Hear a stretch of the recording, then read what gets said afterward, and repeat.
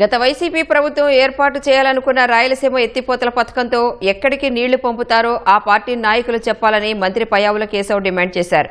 YCP హయాంలోనే నిలిచిపోయిన రాయలసీమ ఎత్తిపోతల పథకం పనులను కూటమి ప్రభుత్వం రద్దు చేసిందంటూ బురద చల్లుతున్నారని పయ్యావుల మండిపడ్డారు.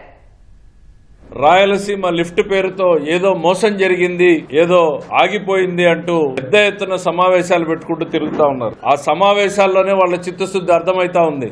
కరెక్ట్ గా పట్టుమంటే 10 మంది కూడా కూర్చోకుండా అరగంటలో ఖాళీ చేసి వెళ్ళిపోతున్నారు అని అంటే రాయలసీమ మీద ఇంకా వీళ్ళ బుద్ధి మారలేదు అనేటువంటిది అర్థమైతా ఉంది.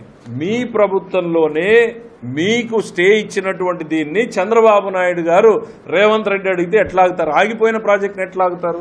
ఒక్కరోజు అసెంబ్లీలో మాట్లాడలేదు. ముఖ్యమంత్రి మీద మీరు రిక్వెస్ట్ చేసినటువంటి దాఖలాలు కూడా లేవు.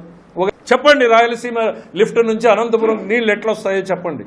ఎందుకు ఇంకా అనంతపురం జిల్లా రైతుల జీవితాలతో ఆడుకుంటున్నారని నేను చెప్తున్నాను. ఇప్పుడు హంద్రీ నీవా ఎక్కడుంది? 854 ఇక్కడ ఉంటే హంద్రీ నీవా 834లో ఉందంటే ఈ నీళ్లు కూడా హంద్రీ నీవా వాడుకోగలుగుతున్నాం.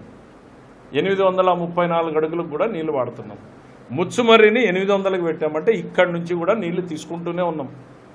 అదే ముచ్చుమర్రి హైట్కే మీరు ఈరోజు రాయలసీమ లిఫ్ట్ ఇరిగేషన్ పెట్టారు. ఏం సాధించారో మాకు అర్థం కాల.